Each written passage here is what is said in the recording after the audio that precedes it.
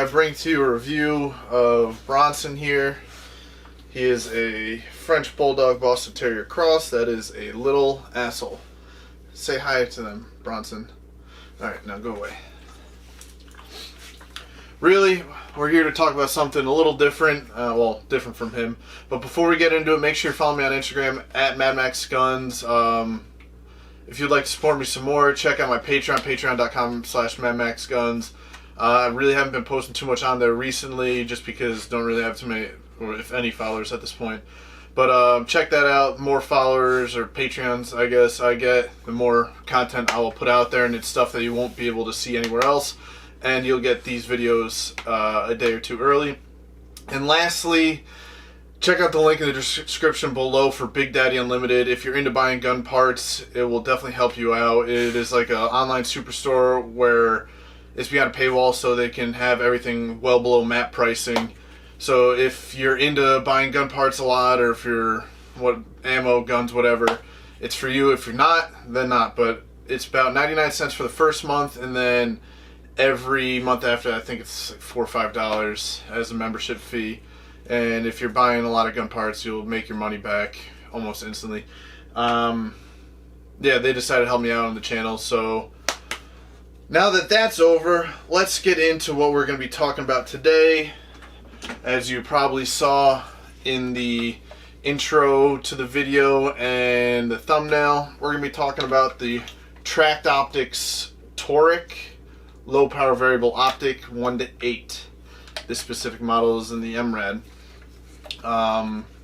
SCAR 17.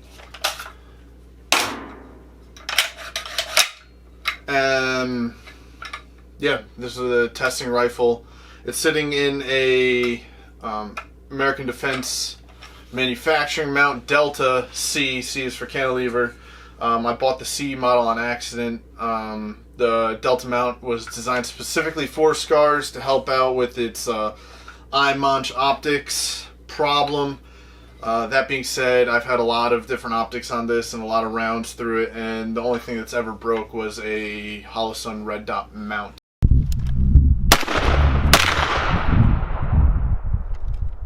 Well, there goes that.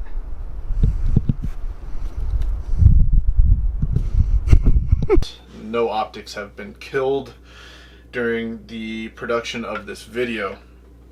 But with all that out of the way, if you got any questions about the SCAR, I got a bunch of other videos on it. My opinion on it has changed over the years, but if you got any questions about it, drop in the comments, hit me up in the DMs, what have you. Today we're here to talk about the TORIC. If you don't know anything about Tract Optics, they're a direct-to-consumer brand. I've talked about Maven in the past, Arkin in the past. They're along the same lines of that, but in my opinion, higher quality. They use all shot glass from out there in Germany. It's not Japanese. I believe they are made in Japan, but they use shot glass, which is the bee's knees. But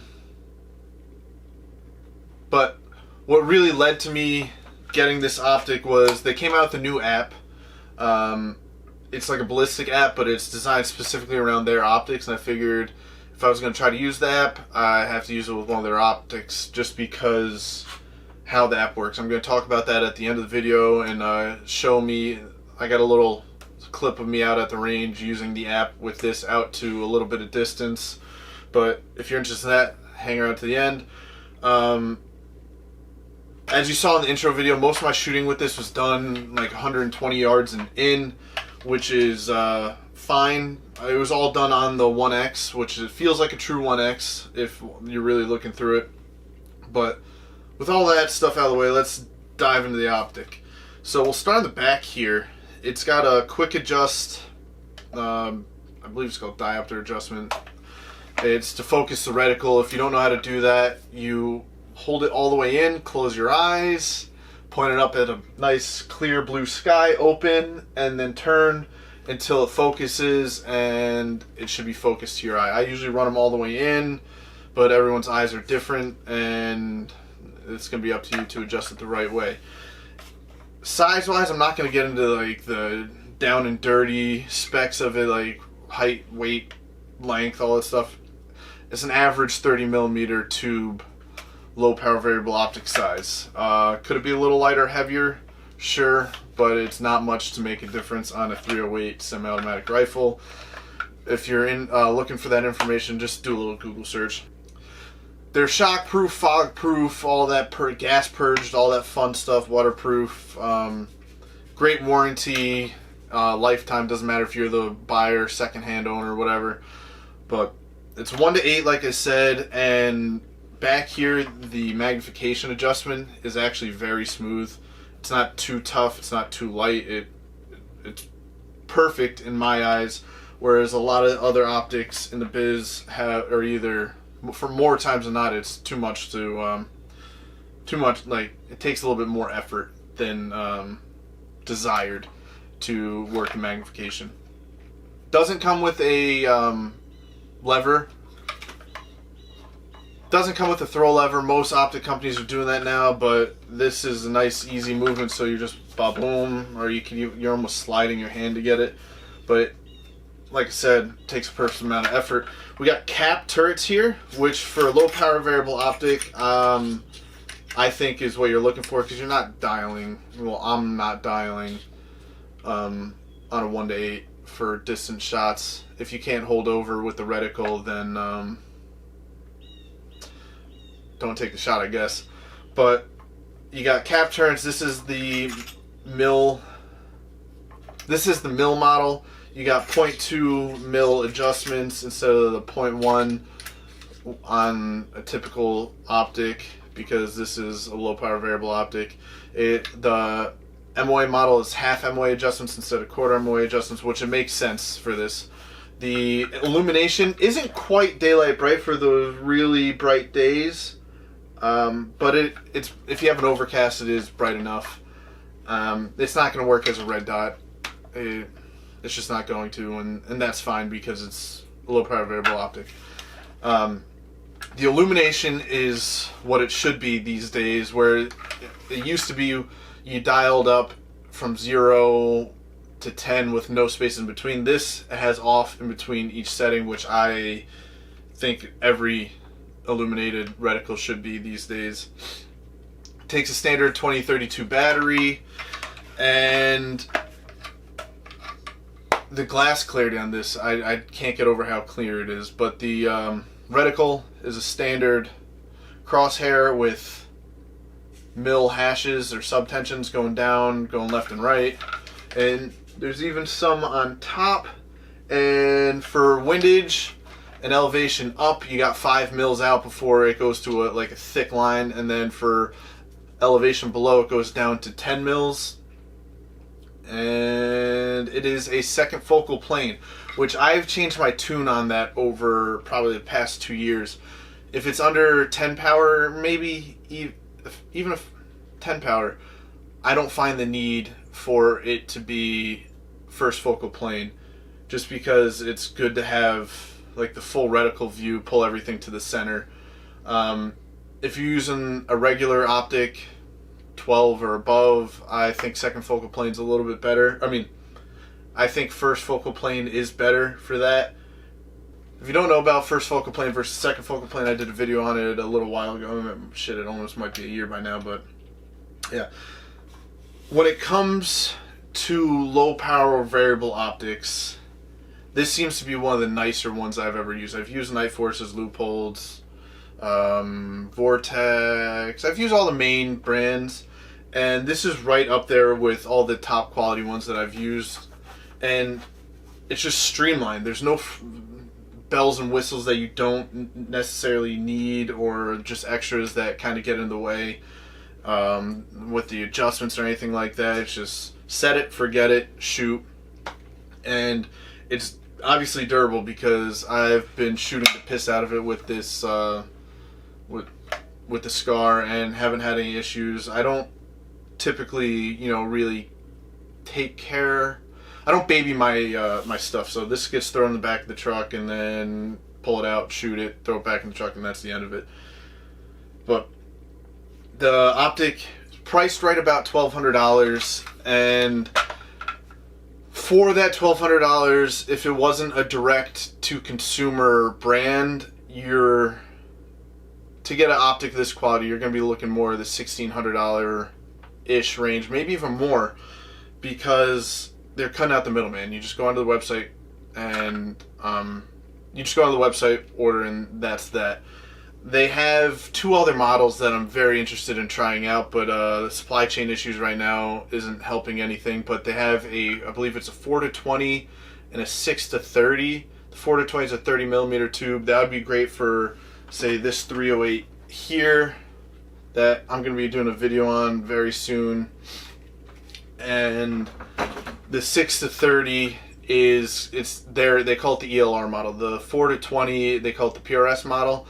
I would like to use the 6-30 if I was to shoot PRS, just because when you have higher magnifications like that, the glass clarity is super clear when you're using in that like 14-20 range, where you're going to be taking most of your shots in a PRS match or any sort of precision rifle match. So I'm going to eventually get my hands on a 6-30, and I'll do a review on that when we get there. But this, like, the reticle is perfect for this, just because it has the hard lines on the left and right and underneath, so it sucks your eye right to the middle. So finding the target in the reticle it's very quick. Whereas some of the first focal plane optics I've used in the past, it's very convoluted in the middle, and it doesn't really suck your eye to the middle that great. Whereas on a second focal plane such as this, and even the Burris XTR that I did a video on, I guess kind of recently, the reticles both just suck your eye right to the middle. So when it comes to the optic, I'm definitely a huge fan of it. There's not really a whole lot to say about it, because it's simple, down and dirty, just a well constructed and designed optic. But Tract as a brand, they do a whole lot more than just tactical scopes. I would say they're more of a hunting brand. They do binos, they do spotting scopes, all the goodness. They got a ton of different hunting scopes, but that's not really like my alley, so I'm not terribly interested in those. What really brought me to the TORIC brand was, I have a friend that is friends with the owner that hit me up and asked me if I'd like to dick around with the app before it was like public knowledge. This is a while back. I played around with it a lot. I do think that in order for this app to be applicable to what you're doing, you have to own a Tract optics, because it's not a typical ballistic calculator where you put in your bullet information and it just spits out a solution for you, like, oh, 3 mils for 500 yards, say. You put in your load, and I'm going to put in a picture up here of what you get at. You put in your scope, your reticle, and then you put in your load, and it spits out a reticle view for you, and it gives you for the subtensions where you have to hold over. I'm going to throw in a video now real quick of me using this out to, I believe, 460 and 640, and I'll see you when that's over. Okay, so I got 10 rounds loaded up here with a 175 grain CR match grain hand load that's with reloader 15 used to mimic a M118 LR. And I got 2 targets out there. One at about 640, 650, somewhere between there. And then the other one around 460. And I have the dope sheet, I guess you could call it, for the holdovers, specifically for this reticle, using the Tract Impact app. And it gives you the holdovers for each subtension, so you got to find one that's somewhat close to there and then give it a rip. A little bit of wind out there, so I'm only going to take 5 shots at each, and I only got 10 rounds left of this hand load, so let's see how it does. So that one, 1, 2, 3, third subtension. Let's see.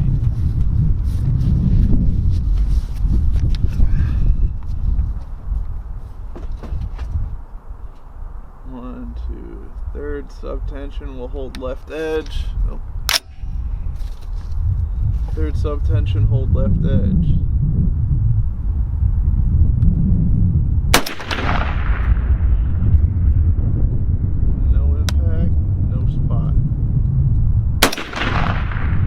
see it. It's right at the base. So it looks like 4th subtension, hold center.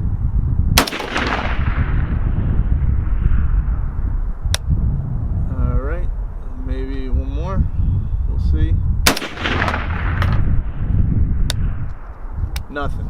Alright, so I did spot a splash, but no impacts there.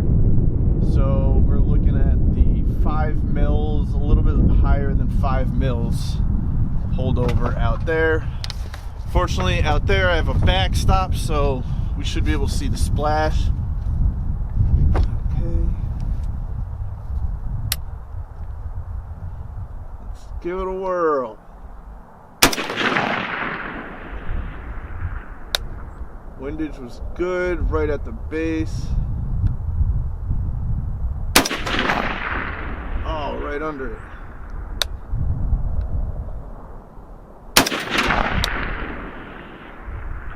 Alright, that's a center punch.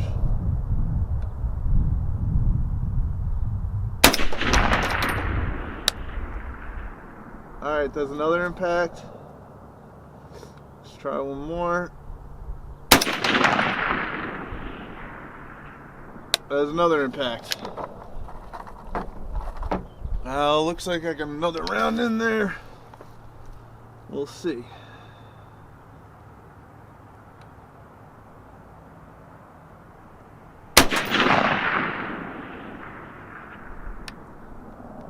I think that's impact 2. I got 1 round left.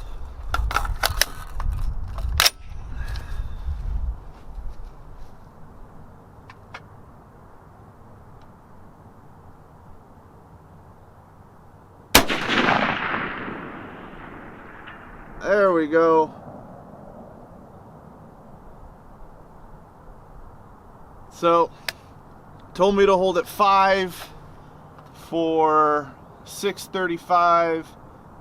I ended up holding at 6 for center punches, and 6 it says 707, so it's a little off, but it at least gets you pretty close.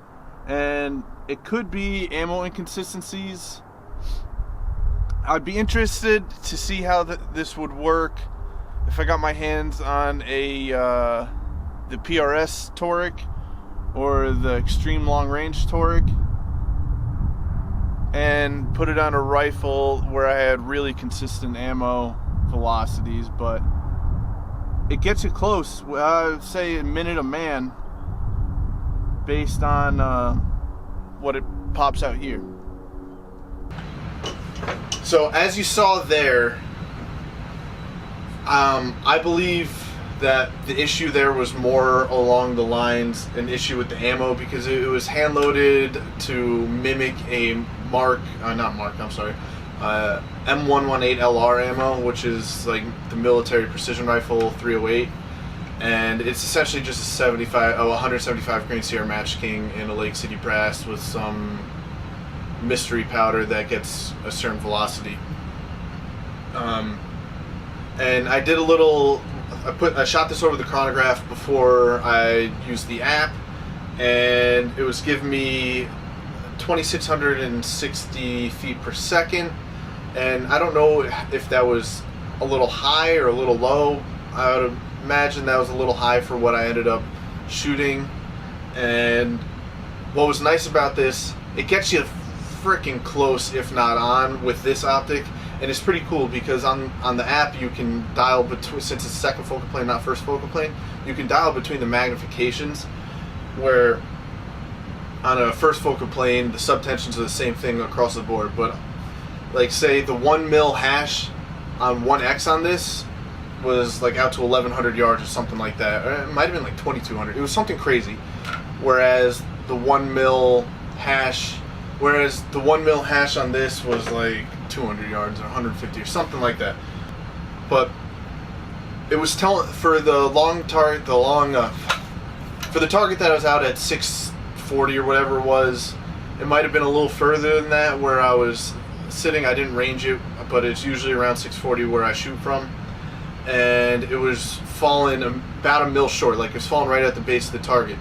but I saw the splash, so I corrected. There was a ton of wind going on out there, as you probably heard in that video, and corrected from there. And out of 6 shots, I think I made 4 impacts. The first 2 shots were corrections, and well, the first 2 shots was to see where the impact was. Second was a correction, went right under it, and the last 4 made impacts, which is I'd call that a win for the app. However, I think with this app, it would be gold if you're using with one of the first focal plane, higher magnification rounds on a gun where you're more comfortable with the ammo and you know that's going to be dialed in correctly. It worked fine for this, but again, this rifle, this optic isn't typically meant for making those far, consistent shots. Is it capable of it? Yes. Is it meant for it? No. But I would call the app in combination with any of their optics, especially some of the hunting optics. If you're out shooting whatever, you range, you glass whatever your target is, whatever ammo it is, throw in your calculations real quick. You should have it saved already. You should know your bullet velocity before going out and doing your shooting. You just pull up the reticle information with your dope. I guess it's like a dope sheet, but it's just drop data. And oh, my target's at 400 yards. There's the holdover for it, or you can dial it if you want to. Take the shot, bada boom. Who's better than you? But I think Tract Optics is a win. Check out their stuff, tractoptics.com. Check out their social medias. I believe they even have a YouTube channel. I'm not getting paid for any of this stuff, but definitely worth checking it out. But yeah, man. Tract Optics TORIC, low power variable optic, 1 to 8. If you're looking for something in $1,000 and like $800 to $1,200 price range, I feel like this is definitely quality-wise and value-wise almost impossible to beat. But if you got any more questions on this, drop them in the DMs. If you got any more questions that you want to actually have a conversation on, hit me in the DMs. Otherwise, drop in the comments. I'll usually be able to answer. Hopefully you liked the video. Let me know what you thought about the intro. Let me know what you think about this little white background here. I got a little fancy ring light and a white background I found. Literally found it. So I figured I'd give it a whirl, do a couple videos with it, see what the feedback is. But as always, make sure you follow me on Instagram. Subscribe here for obvious reasons. Drop comments, share, all of that fun stuff. Check out my Patreon. Well, subscribe to my Patreon if you want to help out the channel. Check out Big Daddy Unlimited. As always, thanks for watching. And if you didn't like the video, eat a dick. See you next time.